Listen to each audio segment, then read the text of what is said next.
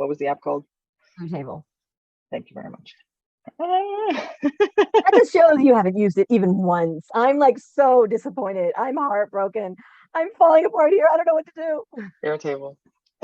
I knew it started with an A, so there's something. But anyways. No, A. Well, it's hard because it's A, B, C. Oh, A. Yeah. I'll go with A. Yeah. But we talked about, how to get started. We talked about the brand, no brand on merch. I thought that was really interesting, the back and forth. Because these are all topics, topics that are, I think there are things that stop us from actually taking action and making that first t-shirt or making that first mug or whatever it is, right? And when I say mug or t-shirt, it could be anything, like doing that first post, sending the first documents. So I think when we're thinking about creating a podcast, and it's scary, like, what am I going to do? Am I going to invite guests, or am I just going to, like you and I, have a conversation with someone? It's just going to be me talking to a camera, with or without people on the other end. I think one of the things we don't realize is this snowballs really quickly. So now we're still having fun. I think we're going to have fun throughout the summer. But the minute we start going live with this, because we haven't published these yet, right? But the minute we start to publish these and promote these, it's going to snowball because people are going to start following. Hopefully, I mean, in a good podcast that will happen. And I'm hoping that will happen with our short snippet, like, recordings. But if you have a proper system in the background to support this work, then it will make your life so much easier. And what do I mean by that? If we take Airtable, for example, when we were setting up Airtable, we were setting it up for you, for your company, for, taking more control over your pipeline. But what if you do that for your podcast? What if you think, okay, wait a minute, I want to have, for every episode, I need a recording, I need editing, I need a thumbnail, I need to upload it to whatever platforms, and then I need a guest, and I need a link to, like, there's so many things that I need.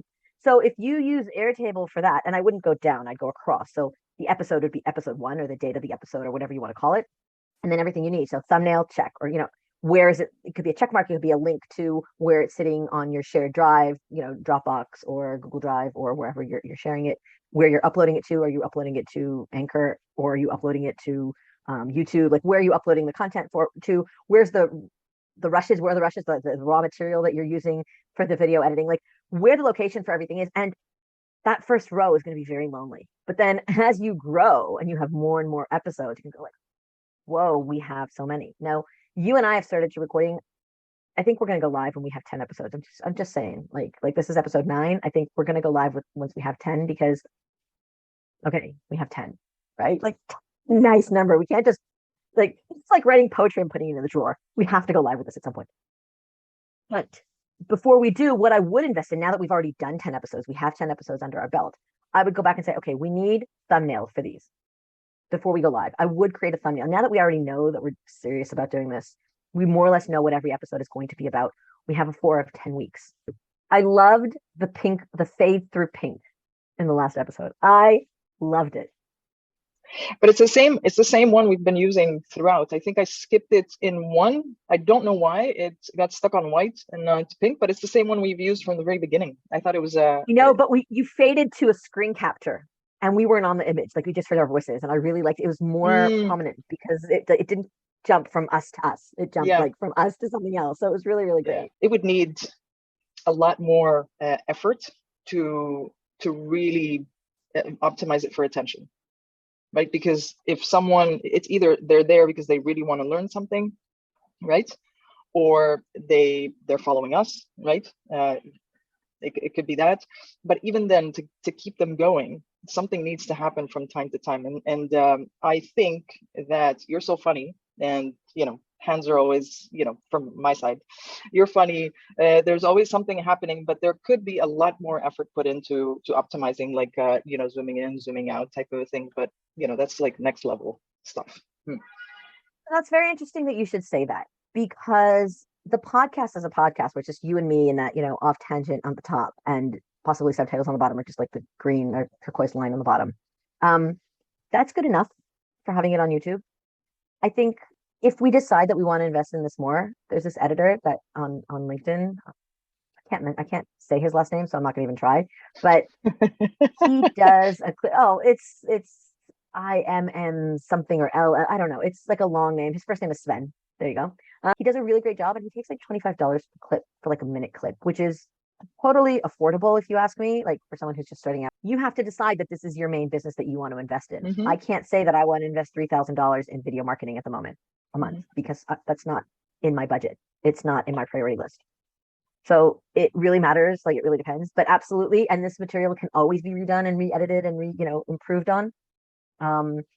It doesn't take away from the podcast. I think just seeing the two people speak at eye level is like has its value as well. But definitely there's a value to creating top level video. Absolutely. Yeah. In which case I would be putting a green screen behind me rather than the blur. Did you see that I now have blur? I finally upgraded my hardware. You cracked me up because you announced it on a post, and I think you told me on WhatsApp. Yeah, maybe, but you announced it on a I wrote post. to you specifically that you would know. I didn't want you to see it with everyone else. Seriously. You're so nice. You're so mindful. So you wrote it in a post, and then the next day you told us about it again in the other post, and I'm like, look at her. She's like, new computer. Did I mention I got a new computer? Did I mention that? I have to tell you, it's content, right? Like it's content that people are interested in. But somebody asked me, I love this. Adam, K, what was his last name?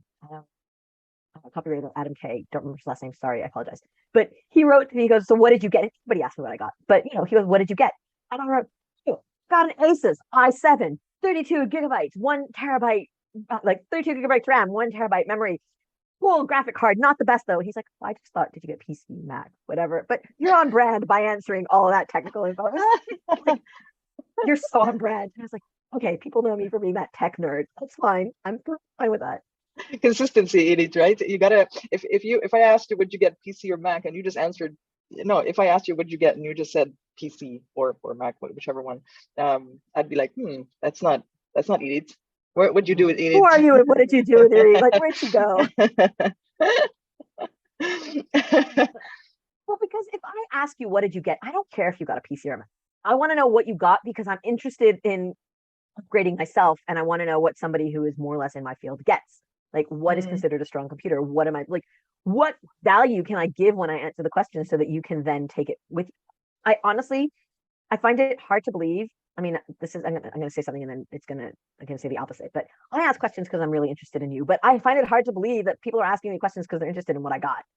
I mean, they're interested because they want to know what they like for them. What's in it for them? How can they get something out of it? Yes, people are selfish when we ask questions. I think one of the things that they ask you also to know if you're part of their team or someone else's team, right?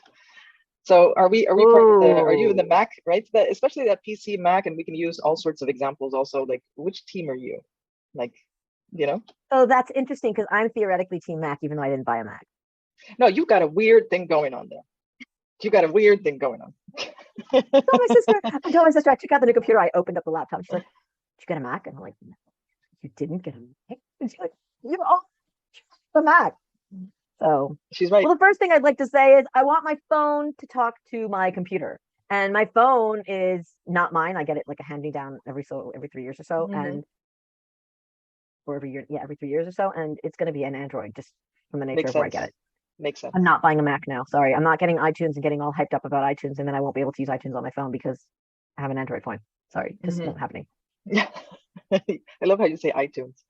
I'm like, what's iTunes? Nobody uses that anymore. I haven't had a Mac in years, and I'm helping this person that has it in their Spotify. It works across the board for everyone. It's a platform, right? So I don't have Spotify. I don't have a Spotify. I listen to we still listen to CDs in my house. Are we allowed to say that? Yeah, we are. And I'll share my latest CD story too. I found when I went to visit my dad in Morocco, I was having dinner with a friend of mine, and she said, let's put some music on. And she just opened up this CD case with some really weird names, which I'm not going to say on live. And she's like, oh, what's this doing here? And it was one of my old CD cases. I had tons of CDs from when I was 14, 15, 16. So you can imagine the type of music that was on there. So I brought it back. I want to know what you listened to when you were 14, 15, 16. I used to listen just to get it. I was so eclectic in my music. I used to listen to everything. Like I used to do everything from soft kitsch music all the way to Skunk Anansie and Green Day and everything in between. So Nice, nice, nice, nice. So I had a road trip after that trip. So I was like, "Ooh, fantastic! I'm gonna put the CD case on in the passenger seat. Just open it up, and while I'm driving, I'm just gonna not even look and just take one, put it in, and just." So I laughed, I cried, I sang my heart out. I was Mariah Carey all over the place. Like, oh my God, it was amazing. So some CDs are scratched. They don't work, but it was great because I would just put my hand in there, grab a CD, go be like, this one doesn't work. This one's a keeper. This one I need to Shazam it again and make a playlist out of that, right? So my husband is into this now. My husband is, I don't know what's gotten into him. He's gotten like going back to the 80s and the 90s. He found on YouTube these sites, these channels that have music from 1981, and they'll give you like 30 seconds, or not even 30 seconds, that's a lot. Mm. They'll give you like 10 seconds of a song. And we know that if it was a year that we were listening to music, because we recognize it within seconds. If it wasn't, we're like, we're listening to music here. But on our last road trip, we we lease our car instead of buying our car. Whole discussion why, but we leased a small car. And then we said once a year when we go on our family vacation, we'll rent a huge car, like just the trip. Last year we rented a car and it didn't have a CD player. So That's crazy. so this year we're hoping we'll have a CD player, but my husband is getting Spotify ready with he does the Spotify in our house. I don't do. But yeah. Oh, Shazam, and Spotify. It's just amazing. And then go figure. I'm one of the probably from my circle of friends. I'm one of the last ones to actually have Apple wallets, Apple Pay, right? I'm one of the last ones. So I'm not when it comes to bank accounts and all that. Like I don't trust. So the Apple Pay is only connected to a shared bank account that I have with my partner. I would never connect mine. Never say never, but for now I would never connect mine. But yeah, Apple Pay. It took me forever to get that. Forever. So it's very interesting. I work with Thrivecart for my sales pages. Anything Hmm. that I sell it through there. And they have integrations with Stripe, with PayPal, with Google Pay, Authorize.net, and Apple Pay. So it's very interesting. In fact, I think if I was connected to Apple, like if I had gone full on that and I would have had Apple Pay, would have made my life easier, sort of giving that option to people, whatever, and connecting that. Interesting. But I actually trust those like Apple Pay or PayPal or Stripe more than I trust a lot of the small ones. Now, the problem with the big ones, specifically with PayPal, is me as a seller. I'm paying an arm and a leg because in America, Spain to Spain, you're going to pay $2.9 on transaction plus 30 cents on the transaction.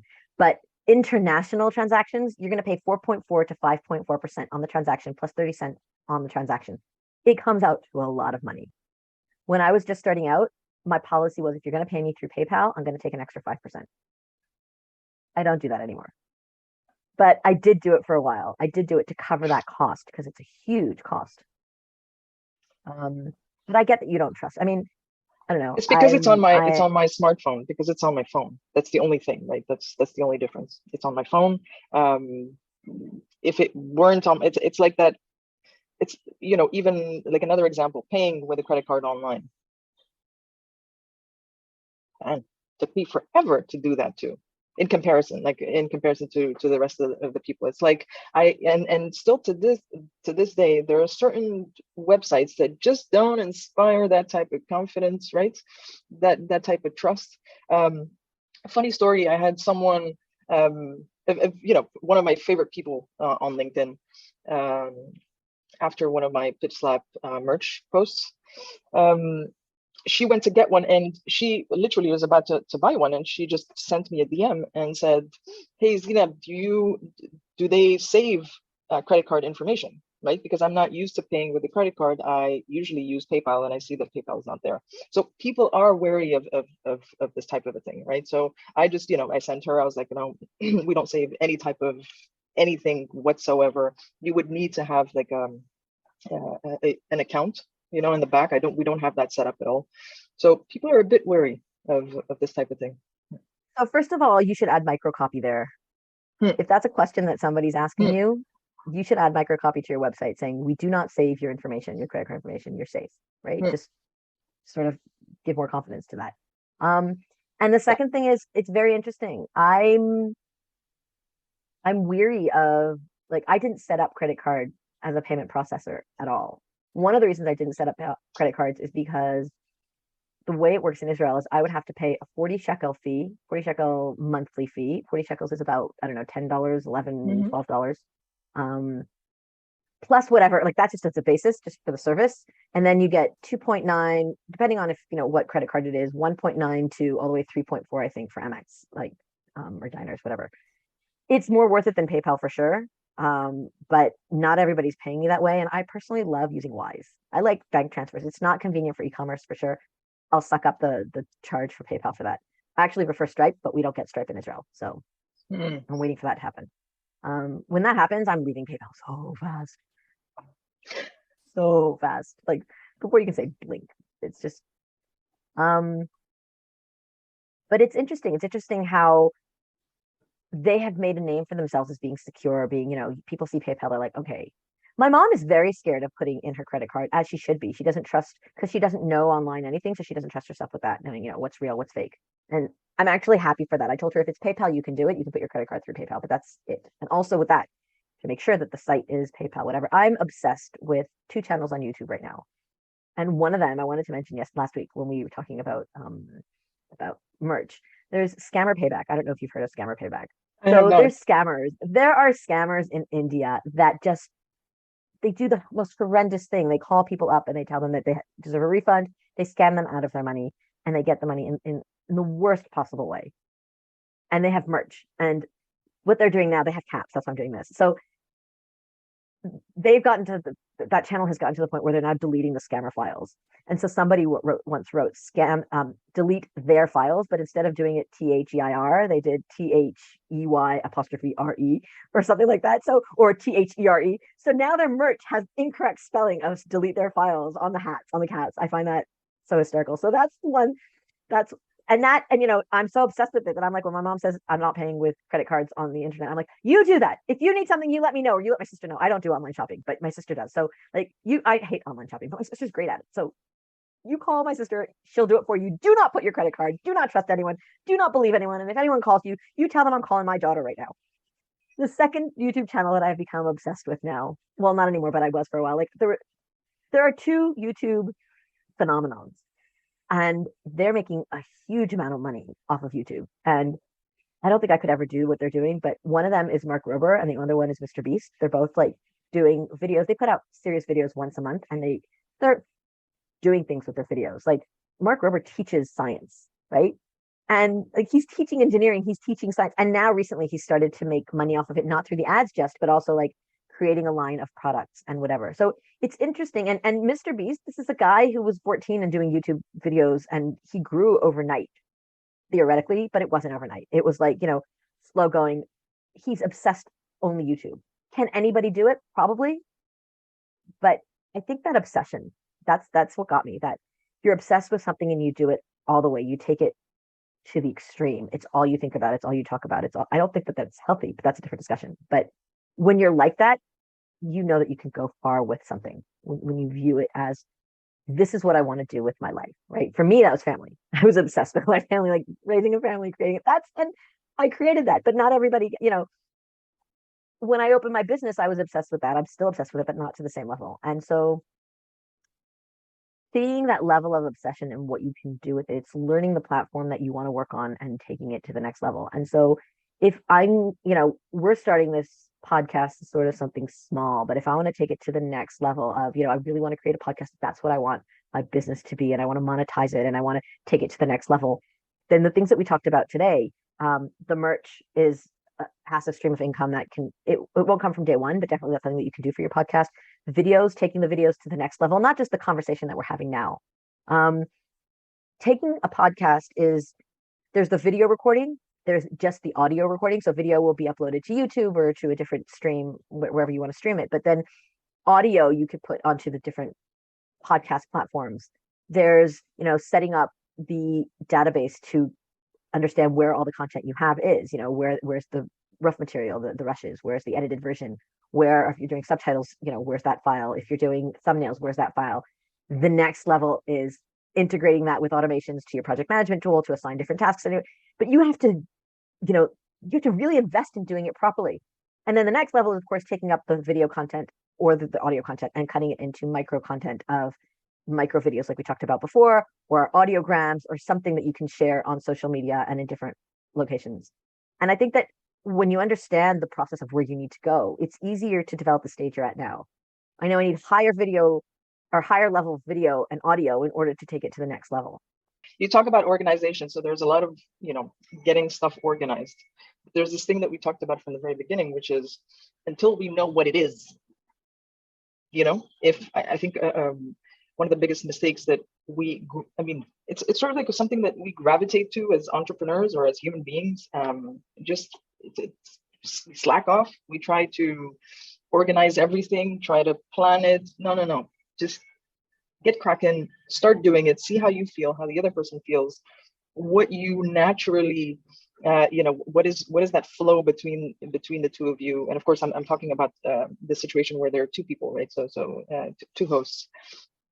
What are the conversations that you naturally flow into? What's that energy? And then week in, week out. And of course, we've skipped a few weeks here and there, but 10 episodes is not 2, right? So there's a lot of learning there, and then you can, whether you decide, okay, are we going to keep going with this? What is the flow? What's the angle here? What is it, right? Why would someone watch, right? Like you always say, what's in it for them? Type of thing. But it's the starting first that makes people uncomfortable, because it's like, oh no, I need the structure, etc. And I love this about what we're doing, is because you are the queen of processes. Yet here we are with a big part of what we've done. It's a bit, not to say chaotic, but it's borderline creativity, sort of, let's just go and do it and we'll figure things out, right? So yeah, hats off. Yes and no. Yes and no. I'll explain why. It's not that there isn't a process to what we're doing. We agreed from day one, we're going to see where this takes us and what it becomes. And we both agreed that we don't know what it's going to be, and therefore the right thing to do is just to flow with it. But there is a process. We record, you create the snippets, you create the episode. Were there no snippets from last week? No, there were no snippets. Okay, just wanted to make sure, because I saw that, I'm just making sure. Nothing jumped at me. Yeah, nothing jumped at me. So unless not if you to watched force it, no, if you saw 1 or 2 that jumped at you, but nothing jumped at me. So no, I agree. I just wanted to make sure that I didn't miss a download or whatever. But there is a process, even though you think that there isn't. The process is, we record on, what day is it today? We record usually on Tuesdays at a certain hour. You do the editing, I do the upload. There is a certain process to it. The process is very simplified. And, now that we're almost at 10 episodes, I think after 10 episodes, and maybe that could be episode 10, the discussion of, okay, if we're continuing, how do we take this to the next level? How do we now, put a process in place? We need thumbnails for the other ones, for the old ones. Like, there's certain things that we need to do. And, do we want to take just the audio and put it on a podcast platform? I don't know. I'm just thinking, like, there are a lot of questions, and I don't think we can answer a lot of them until we start going live and seeing the reactions. I also think we've been talking to avoid, because I love talking to you, and it's fun, and it's, I'm laughing all the time, and it's like an hour of my week where it's like, this is for me. If somebody says, what's your self-care? It's my call with Zineb, and the first episode is probably not going to be your best, but it's better than nothing. Oh, I don't know. I think it's one of my favorites because of all that energy, and I really like how the episodes start. I didn't mean hours. Our first episode was great, but we were just laughing and crying. It was like, it was just laughter. So random.